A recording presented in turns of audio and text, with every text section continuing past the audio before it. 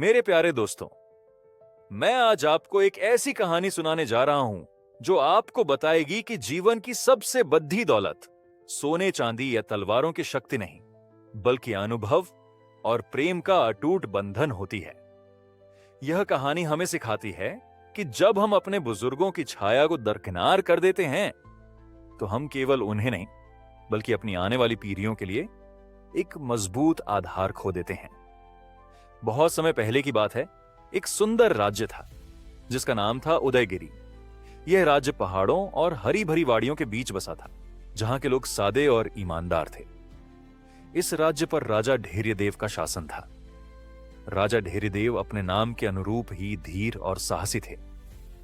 वह एक ऐसे शासक थे जिन्होंने अपना पूरा जीवन अपने राज्य की सेवा में लगा दिया था। उन्होंने अपने राज्य को इतना खुशहाल और समृद्ध बना दिया था कि दूर दूर तक उनकी मिसाल दी जाती थी। वह एक अद्भुत योद्धा थे और उनकी निडरता की गाथाएं हर बच्चे की जुबान पर थीं। लेकिन राजा के ये सारे अच्छे गुण उन्हें विरासत में नहीं मिले थे। यह सब उन्हें उनकी माताजी के दिए हुए संस्कारों और उनके सबसे बड़े सलाहकार गुरुदेव शांतनु के ज्ञान से प्राप्त हुआ था। राजा धैर्यदेव का अपनी माता राजमाता करुणा से अटूट प्रेम था। राजमाता करुणा नाम की ही नहीं, सचमुच करुणा की मूर्ति थीं। वह हर सुबह और शाम अपने पुत्र को ज्ञान और नीति की बातें बताती थीं। राजा जब भी किसी बद्दी समस्या में होते, वह सबसे पहले अपनी माता के पास जाते थे। राजमाता की एक झलक और एक आशीर्वाद ही राजा के सारे संदेह दूर कर देता था। लेकिन जैसा कि नियति को मंजूर था, एक दुर्भाग्यपूर्ण दिन आया। राजमाता करुणा बहुत बीमार पड़ गईं। तमाम वैद्यों और हकीमों के प्रयास भी व्यर्थ गए। अपनी अंतिम सांस लेते हुए उन्होंने अपने पुत्र धैर्यदेव से कहा, मेरे पुत्र, मेरी शक्ति का स्रोत हमेशा मेरे बुजुर्ग रहे हैं। मैं तुमसे केवल एक ही बात कहूंगी, जीवन में कभी भी ज्ञान और अनुभव को छोटा मत समझना। जिस पेड़ की जड़ें पुरानी होती हैं, वही सबसे मजबूत होता है। इस राज्य के बुजुर्ग इसके आधार हैं। हमेशा उनसे प्रेम करना। राजमाता के निधन से राजा धैर्यदेव बुरी तरह टूट गए। उन्हें ऐसा लगा जैसे उनके सिर से छत हट गई हो। उनका बचपन का आंचल हमेशा के लिए दूर हो गया था। यह वह पहला बड़ा दुख था जिसने राजा के मन को भीतर तक हिला दिया। अब दरबार में उन्हें मेरे पुत्र कहकर पुकारने वाला कोई नहीं था। समय बीतता गया। राजा धैर्यदेव का एक तेजस्वी पुत्र हुआ, जिसका नाम उन्होंने अभिजीत रखा। राजकुमार अभिजीत अपने पिता की तरह ही तेजस्वी था, लेकिन उसमें एक अजीब सा अहंकार था। राजा धैर्यदेव अपनी माता को खोने के बाद अपने पुत्र को दुनिया की सर्वश्रेष्ठ शिक्षा देना चाहते थे। जब राजकुमार अभिजीत के गुरुकुल जाने का समय आया, तो गुरुदेव शांतनु ने राजा से कहा, महाराज, राजकुमार को हमारे प्राचीन गुरुकुल में शिक्षा लेने दें। यहां वह विनम्रता, त्याग और अपने इतिहास की महानता सीखेगा। परंतु राजा धैर्यदेव को एक नया विचार आ गया था। वह सोचने लगे कि उनका राज्य तो पहले से ही महान है, लेकिन दुनिया अब बदल रही है। उन्होंने फैसला किया कि राजकुमार को दूर पश्चिमी देशों में भेजा जाए, जहां वह आधुनिक ज्ञान, विज्ञान और नई शासन व्यवस्था की शिक्षा लेगा। राजा ने गुरुदेव की बात को सम्मानपूर्वक टाल दिया और भारी मन से लेकिन दृढ़ संकल्प के साथ राजकुमार अभिजीत को 20 साल के लिए विदेश भेज दिया। 20 साल बाद जब राजकुमार अभिजीत उदयगिरी वापस लौटा, तो वह अब केवल एक राजकुमार नहीं, बल्कि परिवर्तन का तूफान था। वह नए विचारों, नए तौर तरीकों और नया ज्ञान से भरा हुआ था। राजा धैर्यदेव को अपने पुत्र पर गर्व था। उन्हें लगा कि उनका पुत्र अब इतना महान हो गया है कि वह उदयगिरी को पृथ्वी पर स्वर्ग बना देगा। लेकिन राजकुमार अभिजीत ने अपने पिता के राजमहल और शासन को पुरानी और पिछड़ी हुई चीज समझा। एक शाम जब राजा धैर्यदेव ने अपने पुत्र को राज्य की बागडोर सौंपने का मन बनाया, तो राजकुमार ने अपने पिता के सामने अपनी पहली योजना रखी। राजकुमार अभिजीत ने कहा, पिताश्री, मैंने देखा है कि हमारे राज्य में सबसे बड़ी समस्या क्या है। वह है पुराने विचारों का जाल। हमारे यहां के बुजुर्ग वह किसी काम के नहीं है। उनकी शारीरिक शक्ति खत्म हो चुकी है और उनका दिमाग आधुनिक समस्याओं को हल नहीं कर सकता। वह केवल राज्य के संसाधनों पर भार हैं। राजा धैर्यदेव अपने पुत्र के मुंह से ऐसी कड़वी और अमानवीय बात सुनकर सन्न रह गए। उन्होंने तुरंत विरोध किया। अभिजीत, यह तुम क्या कह रहे हो? बुजुर्ग हमारे राज्य की नींव हैं। मेरे गुरुदेव शांतनु, राजमाता, ये सब ज्ञान और अनुभव की अमूल्य निधि हैं। राजकुमार अभिजीत ने एक लंबी सांस ली और शांत पर निर्भीक आवाज में कहा, पिताजी, भावनाएं अच्छी हैं, पर शासन भावनाओं से नहीं, गणित और विज्ञान से चलता है। मैंने विदेशों में देखा है, जहां युवा दिमाग हैं, वहां विकास है। हमें पुरानी जड़ों को हटाना होगा ताकि नई फसल उग सके। यह सुनकर राजा को बहुत दुख हुआ। उन्हें अपनी माता के वे अंतिम शब्द याद आए। इस राज्य के बुजुर्ग इसके आधार हैं, लेकिन उनका अपने पुत्र पर अटूट विश्वास था। उन्हें लगा कि शायद समय सच में बदल गया है। बेटे के आधुनिक ज्ञान के सामने उनका अपना अनुभव उन्हें फीका लगने लगा। अपने पुत्र पर गर्व और अपने अनुभवों के बीच टूटते हुए राजा धैर्यदेव ने एक भारी गलती कर दी। उन्होंने अपने पुत्र को रोकने की बजाय उसके विचारों को मान्यता दे दी। उन्होंने खुद को शांत कर लिया और फैसला किया कि अब से उदयगिरी का नया राजा अभिजीत ही होगा।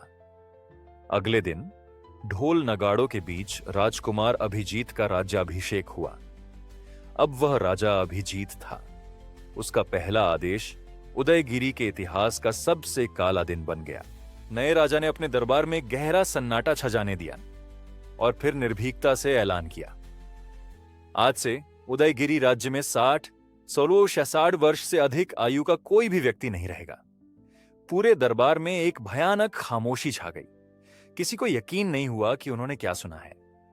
राजा अभिजीत ने आगे कहा, 60 वर्ष से ऊपर के हर नागरिक को उनके परिवार द्वारा राज्य की सीमा से बहुत दूर शांत वन की पहाड़ियों पर बनी एक पुरानी और टूटी हुई झोपड़ी में छोड़कर आना होगा। जो इस आदेश का उल्लंघन करेगा उसका पूरा परिवार दंडित किया जाएगा। नए राजा का यह निर्णय सुनते ही पूरे राज्य में मातम छा गया। यह सिर्फ एक कानून नहीं था, यह परिवारों के बीच की जड़ों को काटने का क्रूर फैसला था। हर घर में रोने की आवाजें आने लगी। बेटे अपने बूढ़े मां बाप को, बहुएं अपने ससुरों को और पोते पोतियां अपने प्यारे दादी दादा को छोड़ने के लिए मजबूर हो गए। राज्य का बुजुर्ग हिस्सा, उसकी आधारशिला आंसुओं और बेबसी के बीच शांत वन की अकेली पहाड़ियों की ओर कूच करने लगा। राजा धैर्यदेव भी, जिन्हें 1 महीने बाद 60 वर्ष का होना था, अपने पुत्र के इस क्रूर निर्णय के सामने बेबस खड़े थे। उनके हृदय में दुख, पश्चाताप और अपमान की आग जल रही थी। वह महीना राजा धैर्यदेव के लिए सदियों जैसा था। उन्हें पता था कि वह जल्द ही उस अपमानजनक सूची में शामिल होने वाले हैं। उनका अपना पुत्र, उनका उत्तराधिकारी उन्हें बेदखल करने वाला था।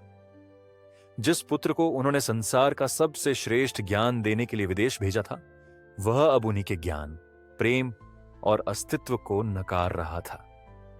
जब राजा धैर्यदेव 60 वर्ष के हुए तो एक अंधेरी सुबह राजा अभिजीत के सैनिकों ने राजमहल को घेर लिया। राजा अभिजीत खुद तो इस अपमान के क्षण का सामना नहीं कर पाया, लेकिन उसने अपने वजीर को आदेश का पालन करने भेजा। वजीर, जिसकी आंखों में पुराने राजा के लिए श्रद्धा थी, कांपते हुए हाथ जोड़कर सामने खड़ा हो गया। राजा धैर्यदेव ने गहरी सांस ली। उन्होंने अपने राजसी वस्त्र उतारे और सादे कपड़े पहने। उन्होंने एक बार आंसू भरी निगाह से अपने महल को देखा, जहां उन्होंने ईमानदारी से 40 साल तक राज किया था। उन्होंने वजीर से सिर्फ इतना कहा, जाओ, मुझे शांतवन ले चलो, और अभिजीत से कहना कि मुझे अपने निर्णय पर गर्व नहीं, पश्चाताप है। इस प्रकार उदयगिरी का महान राजा एक साधारण बुजुर्ग की तरह शांतवन की पहाड़ियों पर बनी उस अकेली और खंडहर हो चुकी झोपड़ी में निर्वासित हो गया। लोगों ने अपने प्यारे राजा की यह दशा देखी तो उनका हृदय फट गया, पर नए राजा के भयंकर दंड के डर से कोई कुछ नहीं बोल पाया। शांतवन की पहाड़ी पर राजा धैर्यदेव ने देखा कि वहां पहले से ही कई बुजुर्ग नागरिक रह रहे हैं। सब भूखे, बीमार और मायूस थे। उन्हें देखकर राजा का दुख और बढ़ गया। उन्होंने फैसला किया कि वह यहां भी हार नहीं मानेंगे। वह अब राजा नहीं थे, पर वह अभी भी अनुभवी थे। उन्होंने बुजुर्गों को इकट्ठा किया और उनसे कहा, हम शरीर से कमजोर हो सकते हैं, पर हमारी बुद्धि और यादें अब भी जिंदा हैं। हम एक दूसरे की शक्ति बनेंगे। राजा धैर्यदेव ने उस झोपड़ी को ज्ञान और नीति के एक छोटे से केंद्र में बदल दिया। कोई आयुर्वेद की जड़ी बूटियों का ज्ञान रखता था, तो कोई मौसम और खेती के पुराने तरीकों का, कोई इतिहास और कला जानता था, तो कोई गणित और वास्तुकला। यह झोपड़ी, जो त्यागे हुए बुजुर्गों का आश्रय थी, अब उदयगिरी का अनकहा अदृश्य विश्वविद्यालय बन गया था। इधर उदयगिरी में राजा अभिजीत ने अपने आधुनिक शासन को लागू करना शुरू कर दिया। उसने सारे युवा मंत्रियों को नियुक्त किया और बुजुर्गों द्वारा बनाए गए सभी नियमों को तोड़ दिया। राजा अभिजीत ने घोषणा की कि पुराने कुएं और तालाब अशुद्ध हैं, और उसने नदी के जल को रोककर एक विशाल टंकी बनाने का आदेश दिया। उसने यह भी कहा कि फसल को बढ़ाने के लिए विदेशी खाद और कीटनाशकों का उपयोग किया जाए, जिससे फसल कुछ ही महीनों में दोगुनी हो जाएगी। पहला संकट 1 साल भी नहीं बीता। बारिश के मौसम में भयंकर बाढ़ आई। बुजुर्गों ने हमेशा नदी के जल को संतुलित रखने के लिए छोटे छोटे नालों का एक जाल बना रखा था, लेकिन राजा अभिजीत की विशाल टंकी ने नदी का रास्ता बदल दिया था। टंकी का किनारा टूट गया और बाढ़ का पानी सीधे गांव में घुस गया। सैकड़ों घर बह गए और फसल बर्बाद हो गई। बुजुर्गों के अनुभव की कमी ने राज्य को डूबा दिया। दूसरा संकट, विदेशी खाद और बीजों के प्रयोग से पहली फसल तो बहुत अच्छी हुई, पर जमीन की प्राकृतिक उर्वरता खत्म हो गई। अगली फसल में कीड़े लग गए, जो किसी भी युवा वैद्य को नहीं पता था कि कैसे हटाए। भूख और गरीबी पूरे राज्य में फैल गई। तीसरा संकट, राज्य के पड़ोसी कलिंग के राजा ने देखा कि उदयगिरी अब कमजोर है और उसके युवा मंत्री अनाड़ी हैं। उन्होंने हमला करने की योजना बनाई। राजा अभिजीत के सेनापतियों ने शत्रु की सेना को कम आंका। उन्हें पुराने युद्ध रणनीति का ज्ञान नहीं था, जो बुजुर्गों की स्मृति में था। इन्हीं संकटों के बीच राजा अभिजीत को एक पुत्र प्राप्त हुआ। राजा ने उसका नाम तेजस रखा। राजा को लगा कि अब सब ठीक हो जाएगा, पर नियति का खेल तो बाकी था। जब राजकुमार तेजस 7 वर्ष का हुआ, तो भीषण अकाल और बीमारी से घिरे राज्य में एक अजीब बीमारी फैल गई। यह बीमारी केवल बच्चों को होती थी। इसमें बच्चे धीरे धीरे चलना बंद कर देते थे, उनकी मांसपेशियां कमजोर हो जाती थीं और वे पलंग से उठ नहीं पाते थे। राजकुमार तेजस भी इस बीमारी की चपेट में आ गया। राजा अभिजीत ने दूर दूर के वैद्यों, यहां तक कि उन विदेशी डॉक्टरों को भी बुलाया जिनके ज्ञान पर उसे घमंड था, लेकिन किसी को इस बीमारी का इलाज नहीं पता था। राजकुमार तेजस अपने महल के सोने के झूले पर बेबस पड़ा था। राजा अभिजीत का अहंकार अब उसके घुटनों में आ गया था, लेकिन किसी को इस बीमारी का इलाज नहीं पता था। राजकुमार तेजस अपने महल के सोने के झूले पर बेबस पड़ा था। राजा अभिजीत का अहंकार अब उसके घुटनों में आ गया था। जब राजा अभिजीत पूरी तरह निराश हो गया, तो उसके पुराने गुरु गुरुदेव शांतनु, जो अब तक हिमालय की यात्रा पर थे, वापस लौटे। राजा ने तुरंत उन्हें बुलाया और विनम्रता से अपने दुहक और राज्य की दशा बताई। गुरुदेव शांतनु ने शांत आंखों से राजा को देखा और कहा, पुत्र अभिजीत, तुम्हें याद है जब तुम छोटे थे तो तुम्हें भी ऐसी ही बीमारी हुई थी। यह बीमारी साधारण नहीं है। इसका इलाज किसी किताब में नहीं लिखा है। यह बीमारी तभी ठीक हो सकती है जब इसका इलाज पीढ़ी दर पीढ़ी संभाल कर रखा जाए। तुम्हारे पिता ने, जो आज शांत वन में निर्वासित हैं, तुम्हें इसी आयुर्वेद के असाधारण ज्ञान से ठीक किया था। राजा अभिजीत का रंग उड्डे गया। उन्होंने अपने पिता के अनुभव को नकारने की भयंकर गलती की थी, और आज उसी अनुभव की कमी ने उसके पुत्र के जीवन को जोखिम में डाल दिया था।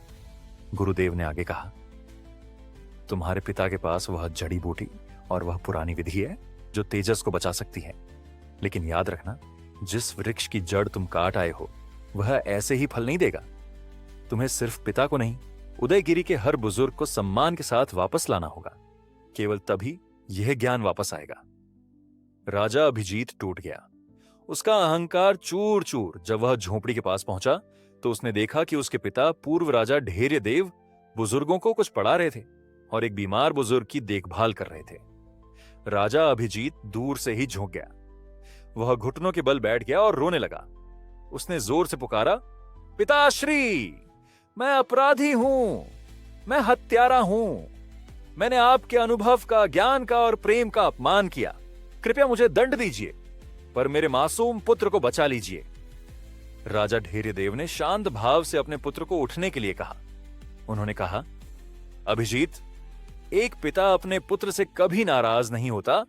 मुझे दुख हुआ, पर तुम्हें अपनी गलती का एहसास हो गया। यही सबसे बड़ा प्रायश्चित है। राजा अभिजीत ने तुरंत अपने पिता को तेजस की बीमारी और गुरुदेव की बात बताई। राजा धैर्यदेव ने पल भर भी नहीं सोचा। उन्होंने कहा, मैं चलता हूं। तेजस मेरा पोता है, मैं उसे ठीक करूंगा। राजा धैर्यदेव और राजा अभिजीत बिना किसी विलंब के राजमहल पहुंचे। राजा धैर्यदेव ने तुरंत अपने पोते तेजस को अपनी गोद में लिया। उनकी आंखों में असीम स्नेह था। उन्होंने राजा अभिजीत से कहा, यह बीमारी कोई आकस्मिक रोग नहीं है पुत्र। यह शारीरिक दुर्बलता नहीं, बल्कि पोषण की कमी से उत्पन्न हुई है। तेजस के शरीर को एक विशेष खनिज और ऊर्जा की आवश्यकता है, जो केवल एक दुर्लभ जड़ी बूटी में मिलती है। राजा अभिजीत ने उत्सुकता से पूछा, वह जड़ी बूटी कहां मिलेगी? राजा धैर्यदेव ने गहरी सांस ली। वह जड़ी बूटी, जिसे हम संजीवनी लता कहते हैं, शांत वन की सबसे खतरनाक और ऊंची पहाड़ी पर उगती है, जहां जहरीले सांपों का डेरा है। उसे तोड़ने का सही समय केवल पूर्णिमा की आधी रात होता है, जब चंद्रमा की ऊर्जा उसे पूर्ण शक्ति देती है। और उसे तोड़ने का सही तरीका केवल हमारे कुल के पुरखों को पता था। राजा अभिजीत फिर निराश हो गया। लेकिन तोड़ने का तरीका वह कौन जानता होगा? राजा धैर्यदेव ने मुस्कुराकर कहा, शांत हो जाओ। यह ज्ञान हमारे बुजुर्गों में से किसी एक के पास जरूर होगा। यह ज्ञान किसी किताब में नहीं होता अभिजीत। यह ज्ञान केवल पीढ़ी दर पीढ़ी स्मृति में जाता है। राजा अभिजीत ने तुरंत अपने घोड़े को शांत वन की ओर मोड़ा। वह पहाड़ी पर पहुंचा और बुजुर्गों के सामने हाथ जोड़कर खड़ा हो गया। मेरे प्यारे बुजुर्गों, मैंने आप सबका अपमान किया। आज मेरा पुत्र संकट में है। आप में से कौन है जो संजीवनी लता को तोड़ने का सही तरीका जानता है? वहां 100 साल से अधिक उम्र के दादाजी उठे, जिनका नाम ज्ञानी धर्मपाल था। उनकी आंखों की रोशनी कम थी, पर स्मृति अटल थी।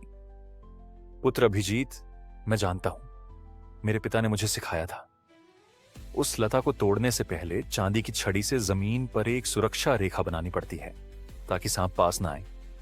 और लता को केवल नंगी आंखों से नहीं, बल्कि किसी पुरानी धातु के रंग में देखकर तोड़ना चाहिए। राजा धैर्यदेव ने तुरंत अपने पुराने राजसी मुकुट का एक टुकड़ा निकाला, जो तांबे और सोने का मिश्रण था। पूर्णिमा की आधी रात को राजा धैर्यदेव और ज्ञानी धर्मपाल ऊंची पहाड़ी पर चढ़े। उन्होंने धर्मपाल के बताए तरीके से संजीवनी लता को तोड़ा और सुरक्षित वापस आए। राजा धैर्यदेव ने तुरंत उस लता को विशेष पुरानी विधि से पीसकर तेजस को खिलाया। कुछ ही घंटों में राजकुमार तेजस के शरीर में ऊर्जा लौट आई। उसने पहली बार अपने पैर हिलाए। राजकुमार तेजस बच गया। अभी खुशी का माहौल पूरी तरह बना भी नहीं था कि गुप्तचर ने खबर दी, कलिंग के राजा ने पूरी सेना के साथ हमला कर दिया है। राजा अभिजीत ने तुरंत सेना को तैयार किया, पर उसे पता था कि उसके युवा सेनापति कलिंग की अनुभवी सेना का सामना नहीं कर सकते। वह भागता हुआ अपने पिता के पास गया, जो अभी भी राजकुमार के पास बैठे थे। पिताश्री, राज्य डूब रहा है, हमें बचा लीजिए। राजा धैर्यदेव शांत रहे। उन्होंने कहा, बुजुर्गों को छोड़ने से पहले तुमने उन्हें दंडित किया था, अब तुम्हें भी एक परीक्षा देनी होगी। उन्होंने सभी बुजुर्गों को राजमहल में बुलाया। उन्होंने राजा अभिजीत से कहा, बुजुर्गों से सीखो। एक बुजुर्ग युद्ध रणनीतिकार वयोवृद्ध केसर सिंह खड़े हुए। उन्होंने कहा, कलिंग हमेशा पहाड़ी दर्रों से हमला करता है क्योंकि वह कमजोर है। तुम्हें केवल एक छोटा सा काम करना है, एक झूठी सुरंग बनाओ।